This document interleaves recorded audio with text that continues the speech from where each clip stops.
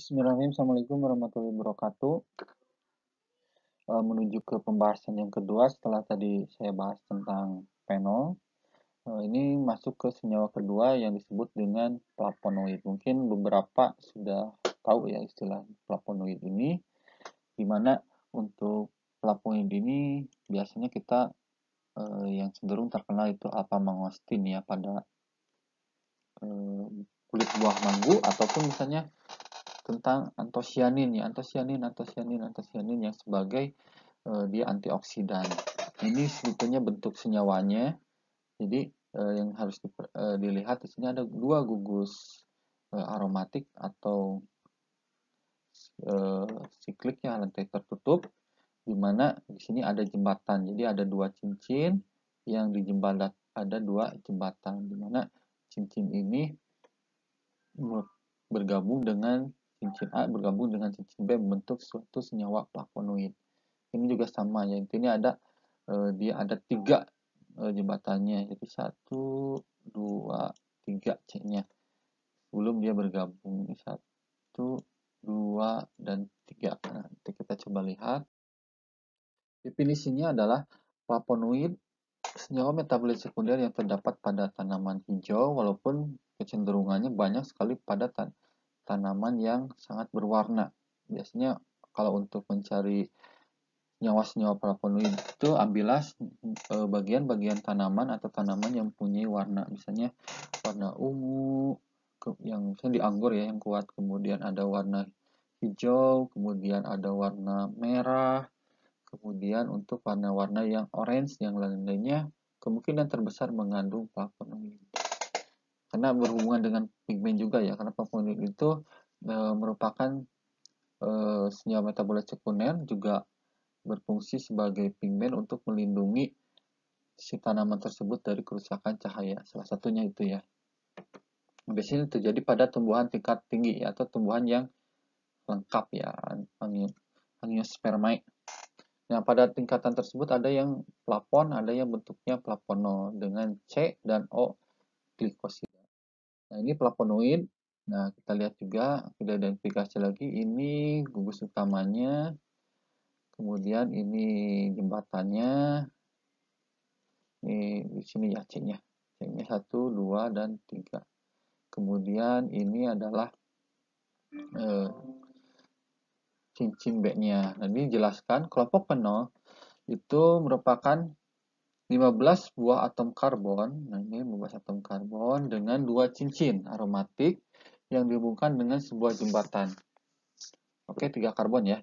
Ini 1, 2, 3, sehingga membentuk susunan C6, C3, C6. Nah, di sana C6 ini adalah suatu senyawa aromatik. Nah, disebutkan di sini zat warna merah, ungu, dan biru, dan sebagai zat warna kuningnya. Seperti yang tadi saya sebutkan, bahwa lebih cenderung ke warna-warna yang kuat ya, yang ditemukan dalam tumbuhan. Nah, sifat fisika dan kimianya, senyawa flavonoid ini merupakan senyawa polifenol. Jadi kebanyakan tadi di cincinnya itu banyak sekali hidroksil yang mengikat, makanya disebut dengan senyawa polifenol. Misalnya di cincin A ada cincin B, atau misalnya nanti di turunannya atau substituennya ada juga gugus hidroksilnya, makanya disebut dengan senyawa polifenol.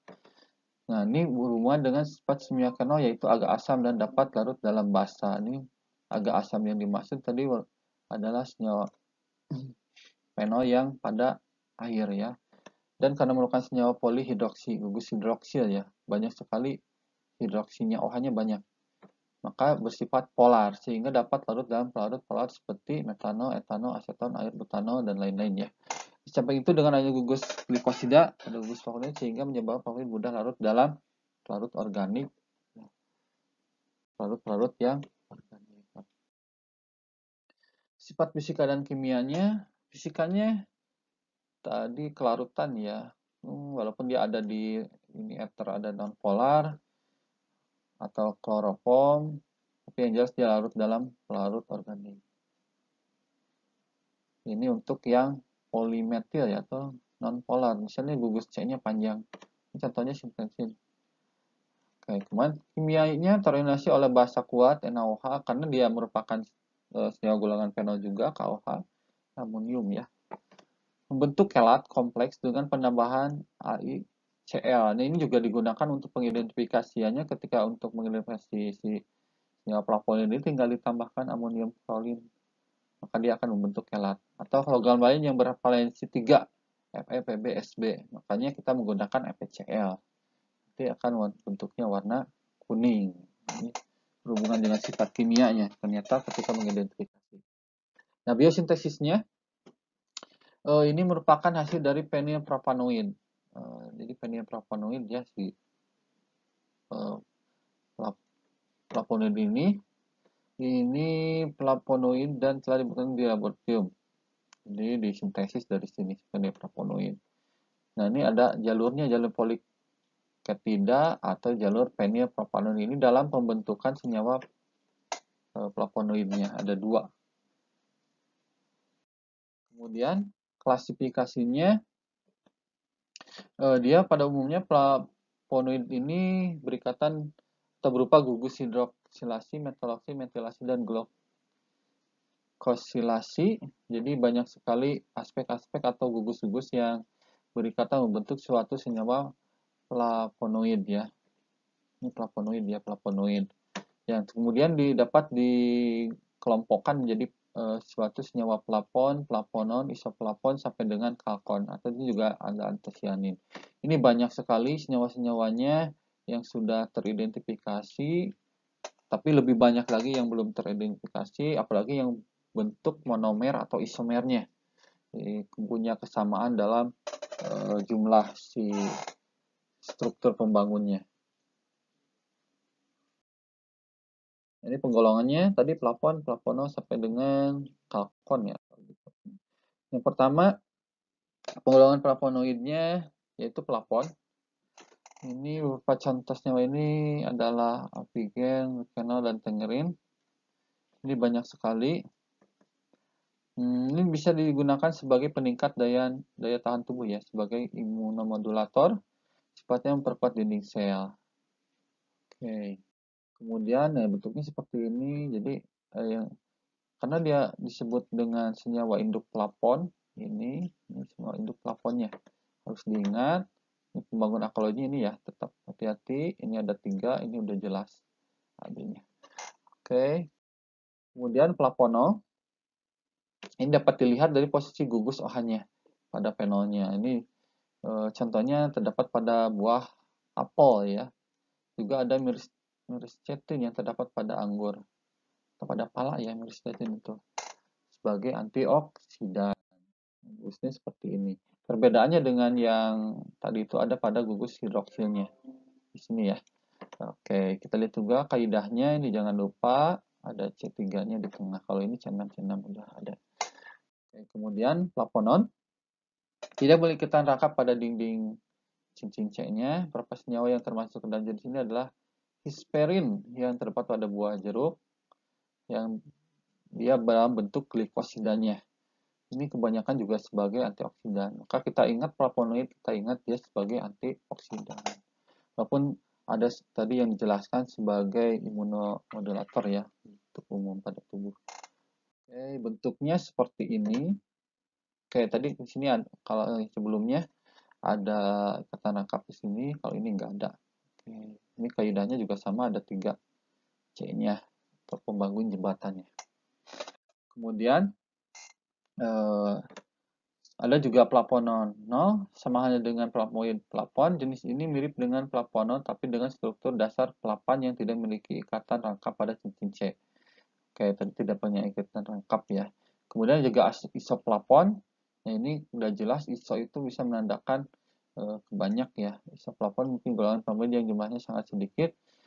Ini juga sukar dicurikan karena reaksinya tidak khas dan reaksi warna manapun. Oke, dia belum sampai sini belum ada reaksi yang dapat menyatakan secara spesifik bahwa ini adalah isoplafon. Nah, ini salah satu cara identifikasinya berwarna biru muda dengan lampu UV setelah diberi uap amonia. Nah, ini untuk manfaatnya juga banyak ya. Ini untuk senyawa-senyawa cancer, kemudian jantung, osteoporosis. Tapi tetap dia utamanya ada selalu di antioksidan. Nah, ini flavonon dan isoflavon. Oke, nah nanti bisa dapat dilihat lagi perbedaannya di mana. Oke, ini kaidahnya. Nah, isoflavon ini oke. Hampir ini ada 3 cincin. Ini ada ikatannya di sini. Kalau tadi ada di sini kalau salah ikatannya, ikatan rangkapnya. Nah, itulah untuk membedakannya. Kemudian juga ada antisionen. Nah, antisionen ini biasa tadi saya sebutkan pigmen warna ya, ungu, merah, apa seluruh tumbuhan kecuali fungi. Oke, jadi tumbuhan itu berwarna itu ada pigmen, dia mempunyai antosianin. Kemudian juga ada auron atau kalkon, dua struktur benci denecumuramon yaitu kalkon tidak mempunyai inti pusat heterosiklik. Oke. Ini tapi pada pola hidroksinya serupa dengan pola pada flavonoida. Bentuknya dengan bentuk yang dalam bentuk glikosida dan eternal. Oke, jadi seperti ini ya antosianin. Oke, ini khas antosianin ini R-nya bisa metil, bisa di sini OH, tapi kebanyakannya bisa hidroksil. Bisa metilasi di sini atau misalnya asetat. Oke, ini kaidahnya lagi selalu dilihat ada 3. C-nya ini untuk misalnya B, ini A-nya. Nah, ini auron sama kalkonnya. Oke, seperti ini ya, seperti yang terputus. Ini kalkon. Nah, ini C-nya ada 3 sama ini auron ya. Auron tuh ini 3 ya, sama ya. Masih ada. Oke, kalau ini udah jelas ya. Kalau cincinnya dapat terlihat. Biasanya agak susah mengidentifikasinya itu jembatannya. Apalagi kalau dia jembatannya ada dalam suatu senyawa yang tertutup, struktur yang tertutup siklik. Ataupun misalnya ada 2 aromatik, aromatik 3, padahal yang aromatik kedua ini dia hanya sebatas sebagai jembatannya. Karena aromatik yang ketiganya adalah penghubung atau senyawa aromatik A dan B-nya. Nah, ini untuk senyawa-senyawa yang lainnya dapat dilihat, dapat nanti dicoba identifikasi sendiri. Misalnya ini masuknya golongan apa, ini flavono, atau ini secara pembedaan secara garis besarnya ini flavon, flavono dan lain. Flavon. Ini harusnya di delete dulu, nanti dicoba ini identifikasi sendiri. Nah, ciri struktur flavonoid yang pertama adalah gugus hidroksil atau alkoholnya ada posisi 4 atau 3 dan 4. Kemudian ada 3 gugus hidroksil atau alkoholnya atau tidak teroksigenasi sama sekali. Jadi cuma ada H-nya ya, H aja berarti di sana. Kemudian atau terorganisasi pada posisi 2 sangat jarang ditemukan. Oke. Lain cirinya. Ini pada gugus. Temukan pada posisi 5 dan 7 ya. Oke. 1, 2, 3, 4, 5 misalnya, atau dari sini 1, 2, 3, 4, 5, atau dari sini 1, 2, 3, 4, 5. Nah, ini 7 di sini ya. 5, 4, 7. Oke. Kemudian dari cincin A ya 5, 6, 7 ini udah pasti kalau di sini 1 juga 1, 2, 3, 4, 5 ya. 5, 6, 7 balik lagi ke sini. Oke. Ini ciri-cirinya. Nah, oke, merupakan senyawa fenol terbanyak. Jadi flavonoid itu fenol terbanyak. Ini jelaskan kembali warnanya, diingatkan. Ini ya, udahlah. Ini udah kita ingat. Ini bentuk-bentuknya yang membedakan flavonoid, isoflavonoid. Isoflavon. Oke. Sudah sekali ya. Nah, juga disebutkan bahwa istilah flavonoid ini berasal dari kata flavon. Oke, flavon yang merupakan salah satu jenis flavonoid yang terbanyak dan lazim ditemukan selain flavonol. Oke, atau antosianin ini, antosianidin ya, paling banyak. Ini bentuknya fenilkroman, ini flavan, katechin, semuanya ada di sini. Yang jelas bahwa cincin pembentuknya itu harus berupa cincin benzen ya. Hati-hati kalau misalnya di sini kita rangkapnya satu gak ada, nanti ini gak bisa disebut merupakan suatu senyawa flavonoid. Tapi kalau misalnya ada gugus OH-nya, Masih bukan semua suatu senyawa flavonoid, tapi masih merupakan senyawa fenol. Ini isoflavonoid, contohnya coba nanti dipelajari atau diidentifikasi sendiri bahwa ya, pembangun jembatan C-nya itu cuma 2 ya kalau iso tuh. Kalau flavonoid dia 3 langsung ya. Misalnya karena yang satunya lagi dia keluar. Oke, bedanya gitu. Kalau di yang C-nya di satu misalnya C2, C3 di sini kalau yang flavonoid, kemudian di sini gugus aromatiknya, di sini gugus aromatiknya. Tapi kalau misalnya isoflavon itu ada percabangan, satu cabang ya, C-nya keluar sendiri. Nah, juga ada reaksi flavon dan flavono menghasilkan kembali flavonoid semula. Oke, jadi ini untuk pembentukan reaksi bolak-balik ya. Ini dengan HCl diasamkan, kemudian dibasahkan akan dia kembali ke bentuk awal reaksi yang dua arah. Oke. Kemudian ada gus metoksi pada posisinya bila dipanasi dengan HI akan melangi dimetilasi kehilangan metilnya ya. Metilnya kemudian ya ini dimetilasi, metilnya hilang, kemudian diganti dengan gugus H-nya hidrogen. Oke, ini disebut penataan ulang Wesley. Nah, ingat ya. Penataan ulang Wesley itu adalah dimetilasi. Dimetil OH menjadi hidroksil ya. Pada gugus atau menjadi suatu penol. Ini bentuk penol ya nih. Metilasi. Oke, tanaman yang mengandung flavonoid itu hampir di setiap bagian ya, daun, akar, kayu, kulit, tempung sari, nektar, bunga, buah, biji, dan lain sedikit serta melakukan flavonoid pada hewan. Ini hewan juga ada ya. Misalnya pada katak ya, yang saya tahu di katak ada. Nah, katak punya pigmen tersendiri. Nah, atau pada kelenjar bau berang-berang atau propolis sekresi lebah.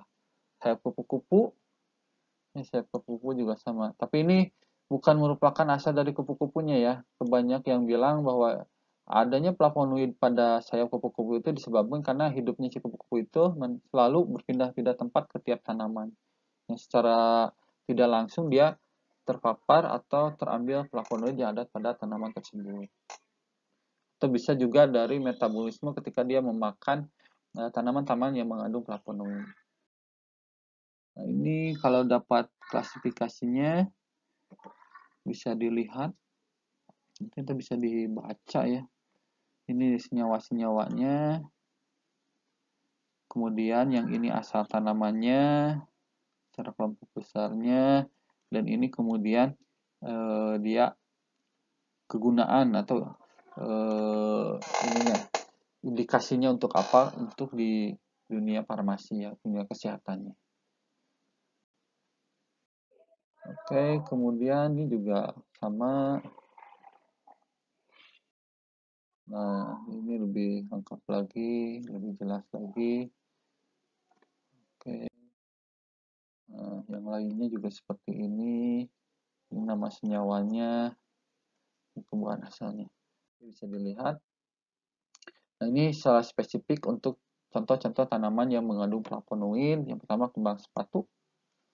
Kemudian di sini ada zat berkhasiatnya, zat samak itu tanin ya.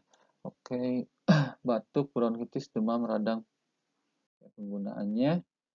Kemudian ini di nangka atau Cactus integra. Ini ada pada bagian lignumnya. Kemudian ini adalah fungsi yang lainnya dan di sini ada zat berkhasiatnya. Ini bentuknya ada papan. Oke, ini juga yang lainnya. Ini nama latinnya, ini nama simplicianya. Oke, sidaguri. Ini pada tanaman sidaguri. Penggunaannya sampai untuk batuk berdarah ya. Oke, jadi sangat banyak sekali kegunaan-kegunaan dari flavonoid. Ini nanti bisa dibaca saja. Nah, di sini ini adalah polifenol ya tentang pembentukan flavonoid, tapi dia juga dapat membentuk yang namanya senyawa katekin galat ya.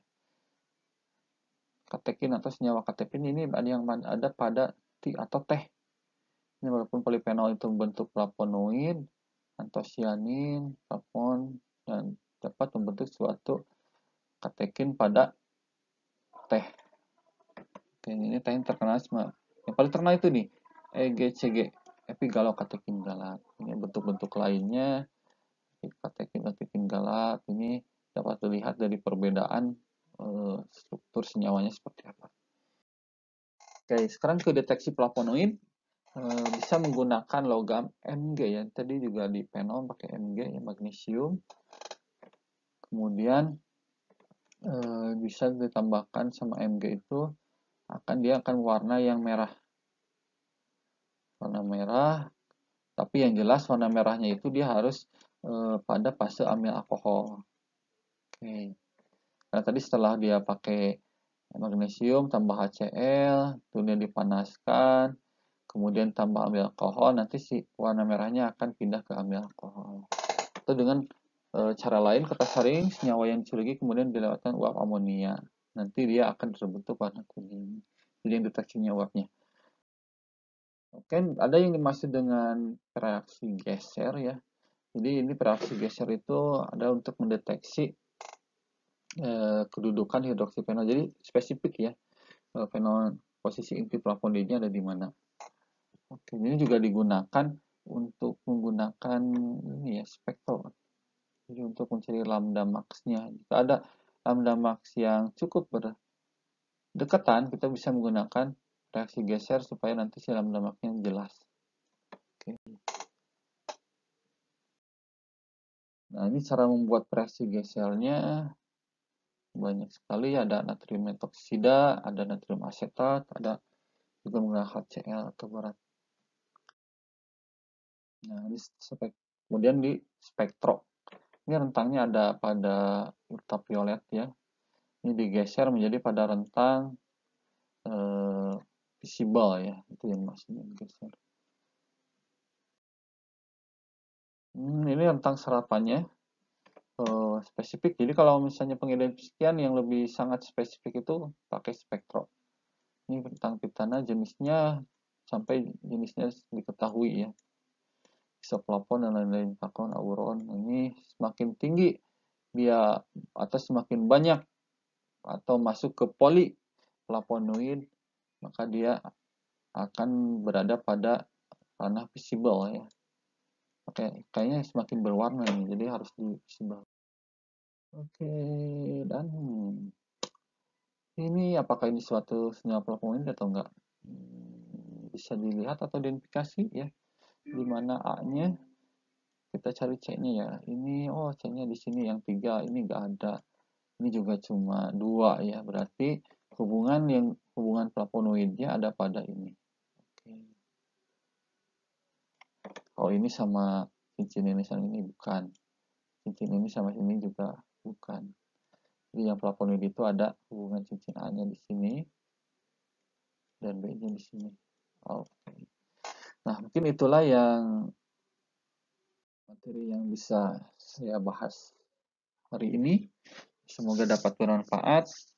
Dapat disimpulkan bahwa flavonoid ini merupakan suatu golongan fenol yang dibentuk dalam polifenol. Kemudian untuk sifat-sifatnya kalau secara kasat mata juga sudah dijelaskan lebih ke pigmen tumbuhan, karena pigmen tumbuhan itu dia berwarna. Kemudian sifat-sifat yang lainnya dia ada pada ring asam lemah ya, asam lemah. Kemudian untuk yang lainnya yang sudah paling pasti itu adalah terbentuk oleh C6, C3, dan C6, di mana C6 ini adalah merupakan struktur atau senyawa aromatik ya, benzen. Jadi jangan sampai C6, C3, C6 tapi C6-nya bukan benzen, itu bukan flavonoid.